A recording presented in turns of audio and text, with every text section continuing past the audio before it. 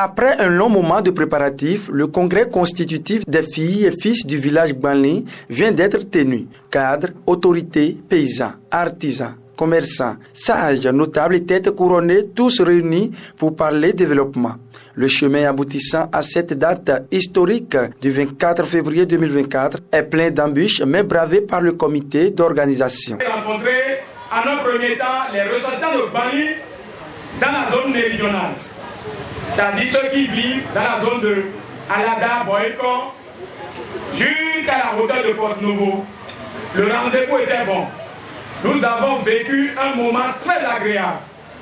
L'accueil était bon, le mot d'ordre était accepté de tout chacun de façon unanime. Nous avons mis le cap maintenant sur le nord où nous avons eu le privilège de rencontrer tous les ressortissants de Gbanli qui sont dans la zone septentrionale. Et là, nous avons pu rencontrer, et puis le message passé était aussi accepté et que le top était au niveau de tout le monde. C'est le moment maintenant de venir rencontrer ceux-là qui vivent dans le centre du Bénin. Et là, nous avons eu la chance aussi, tout était bien passé. Aujourd'hui, les regards sont tournés désormais vers le développement de Gbanli.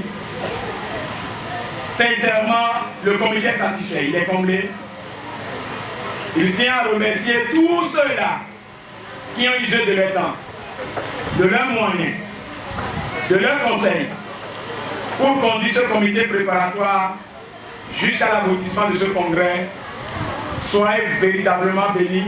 Pendant 2 jours de réflexion, une commission technique a travaillé acharnement pour identifier les différents défis à relever dans cette localité, mais aussi à mettre sur pied le bureau directeur. C'est ainsi qu'un bureau composé de 29 membres a été installé pour conduire le destin de l'association de développement de Gbanli, dénommée Vidécon, dont le président est Bruno Boko. Relever les défis du développement durable, à savoir l'électrification du village, infrastructure routière,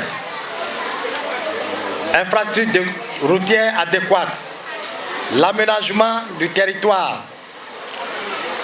le bien-être de la population, pour ne citer que ça. En tant que président élu, je m'engage aucun effort avant de répondre à vos objectifs fixés. Le président de l'UDESCO, présent à l'événement, envoie son collègue en mission.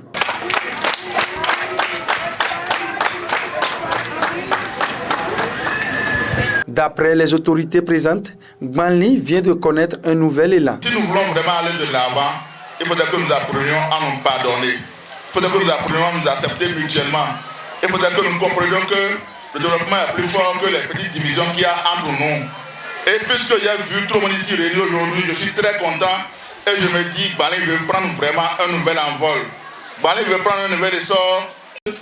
C'est le développement qui commence comme ça.